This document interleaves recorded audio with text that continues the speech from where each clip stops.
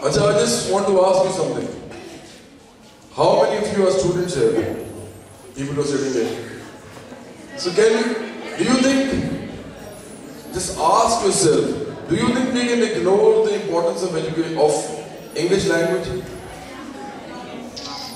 Can we ignore the importance of English language in our lives? अच्छा, क्या हम उर्दू ज़ुबान की इम्पोर्टेंस से इनकार कर सकते हैं, अहमियत से इनकार कर सकते हैं? कि ऐसी पंजाबी ज़ुबान की अहमियत का इनकार कर सकते हैं? तो मेरा इधर उधर ये क्या है, जिन्ना जिन मुल्कों में the countries in which the revolutions take place, जहाँ इनकलाब आते हैं, जितने इनकलाब आते हैं, उन मुल्कों में आप ये सब कुछ कर सकते हैं जो ये कह रहे थे अफजल हाजी साहब, ये रेवोल्यूशनरी अफजल साहिर साहब, और ये खुद भी चूँकि एक रेवोल्यूशनरी आदमी है, इनका एक पूरा पीछे की लेगेसी है जिसको ये लेके चलते हैं, लेफ्ट के आइडियाज हैं इनके पास। जब तक आप खुद कोई रेवोल्यूशन नहीं किसी मुल्क में लेके आते, आप इतना बड़ा एजेंडा जो है लैंग्वेज का वो नहीं इम्प्लीमेंट कर सकेंगे, बड़ा मुश्किल होगा। लेकिन जो जिस हालात में हम रह रहे हैं, जिस तरह की सोशल पॉलिटिकल एनवायरनमेंट में हम रहते हैं, और सबसे ज़्यादा ज़रूरी है जिस इकोनॉमिक सिस्टम में हम रहते हैं, उस इकोनॉमिक सिस्टम की जो बेसिस जो है वो बराबरी पे नहीं है, वो इक्वालिटी पे नहीं है, ये सबको पता है।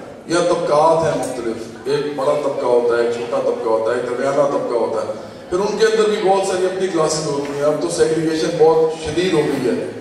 सिर्फ मिडिल क्लास के अंदर 7 पढ़ते हैं। अगर आप सैलरी स्ट्रक्चर देखें तो 25,000 अगर हम मिडिल क्लास से शुरू करें, 25,000 कोई आदमी लेता तो मिडिल क्लास में आ जाएगा। तो उसके बाद आप देखेंगे 25,000, फिर 35,000, फिर 70,000, फिर 1 लाख, उसके बाद अब आगे जाएं तो कई लोग हैं जो 6-6 लाख रुपए लेते हैं, कई लोग इस मुल्क में ऐसे हैं जो 50-50 लाख लेते हैं, कई लोग ऐसे हैं जो, मैं सैलरीज की बात कर रहा हूँ सिर्फ, जो 1 करोड़ भी लेते हैं, कि कॉर्पोरेट्स ऐसी हैं।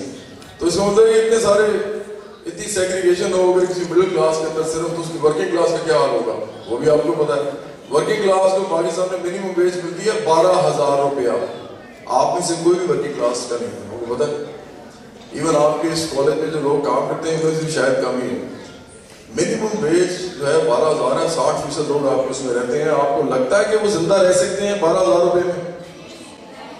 तो ये हमारा मुल्क है, इस मुल्क के अंदर हम रहते हैं, इसमें कोई बराबरी नहीं है, इसमें कोई इक्वालिटी नहीं है। इसलिए हमारा एजुकेशन सिस्टम भी इक्वालिटी पे बेस नहीं करता। हम एजुकेशन सिस्टम इस तरह का बनाते हैं जो इन तबकात को इसी तरह रखे, उसको एक्चुअली गारंटी करे कि ये तबकात ऐसे ही रहेंगे। एजुकेशन सिस्टम उसको सपोर्ट करता है। गवर्नमेंट की इतनी पॉलिसीज होती हैं वो इस तरह ही बनती हैं कि ये लोग ऐसे ही रहेंगे। ये बिल्कुल आपको सच बता रहा हूँ। अब फिनलैंड की मिसाल में, फिनलैंड में एक भी प्राइवेट स्कूल नहीं है, एक भी प्राइवेट कॉलेज नहीं है, और एक भी प्राइवेट यूनिवर्सिटी नहीं है। हालांकि वो कोई सोशलिस्ट मुल्क भी नहीं है, लेकिन उन्होंने रिफॉर्म इस तरह के कर दिए। तो बात सिर्फ इतनी सी है जो मैं कहना चाह रहा हूँ, मेरा ख्याल है कि जब तक रेवोल्यूशन नहीं आता, ये जो लैंग्वेजेस की उन्होंने बात की है, मेरा ख्याल ये है कि उस वक्त तक अगर आप रिफॉर्म्स करते हैं एजुकेशन के अंदर, तो फिर आप लोगों को तीनों लैंग्वेजेस पढ़ाएं। आप बच्चों को पंजाबी, जो अगर वो पंजाब में रहते हैं, और सिंधी अगर वो सिंध में रहते हैं, और बलोची अगर वो बलोचिस्तान में रहते हैं, और पश्तो अगर वो पख्तूनख्वा में रहते हैं, उन सब में अपनी अपनी मादरी जुबान भी पढ़ाएं, उर्दू भी पढ़ाएं, क्योंकि वो एक कौमी जुबान बन चुकी है। अब आप उसे इनकार नहीं कर सकते। तमाम लोगों ने आपस में बात करनी होती है, पठान और पंजाबी आपस में उर्दू में बात करते हैं, तो एक इंटीग्रेशन का कॉन्सेप्ट आता है। और साथ अंग्रेजी भी पढ़ाएं। आप लोगों ने अंग्रेजी बोल के बताना तो होता है ना कि हम पढ़े लिखे हैं, बताना होता है, तो ये जरूरी भी है। देखें, मुसीबत ये है कि हम तो सिर्फ पाकिस्तान की बात करें, पूरी दुनिया में जहाँ जाएंगे किसी से बात करें तो अंग्रेजी में करेंगे ना। It is an international language, the international language. इसकी इंपॉर्टेंस से इनकार नहीं हो सकता। तो मैं इनको सेकंड करूँगा इनकी बात को, लेकिन with a little addition from my side कि आप तीनों लैंग्वेजेस पढ़ाएं बच्चों को। और बल्कि पहले 1-2 साल तो अगर आप लैंग्वेजेस ही सिर्फ पढ़ाएं तो ये भी बड़ा अच्छा होगा। अगर आप पहले 1-2 साल सिर्फ लैंग्वेजेस पढ़ाएं, उनके अंदर अबूर जब हासिल हो जाए, फिर आप चाहे मैथ्स पढ़ाएं, चाहे फिजिक्स पढ़ाएं, चाहे जनरल साइंस पढ़ाएं, जो मर्जी पढ़ाएं। बहरहाल ये मेरा एक वो है छोटा सा मेरा पॉइंट ऑफ व्यू था। ये जब मैं यहाँ पे आया हूँ, मैं अंकल की वजह से आया हूँ। काजी फाक अंकल जो है मेरे वालिद साहब के पुराने दोस्त हैं, हमारे भी आप समझेंगे, मैं बड़ा भाई नहीं कहूँगा, मेरे तो अंकल ही हैं। कि मैं आपकी वजह से भी आया हूँ क्योंकि मुझे यहाँ की हमेशा खुशी होती है, खासतौर पर ख़वातीन के अंदर आके। मैं आपको एक बात से बता दूँ कि 19वीं सदी के अवाखिर में एक आदमी पैदा हुआ था।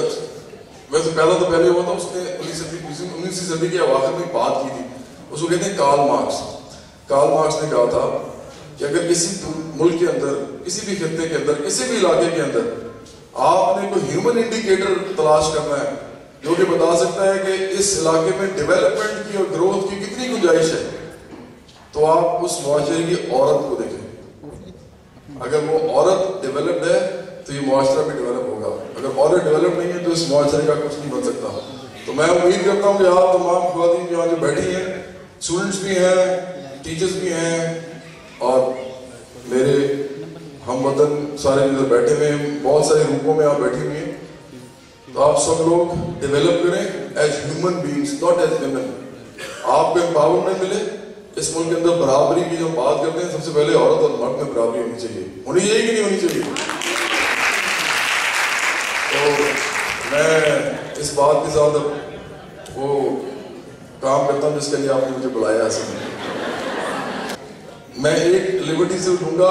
हम अपनी ऑर्गेनाइजेशन है international youth and workers movement, उसके मेरे पास ब्रोशर्स हैं।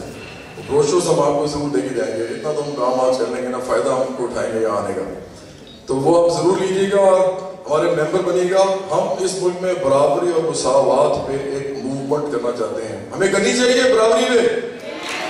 क्या आप उसका पार्ट बनेंगे? बराबरी होनी चाहिए। तो बस ये मेरा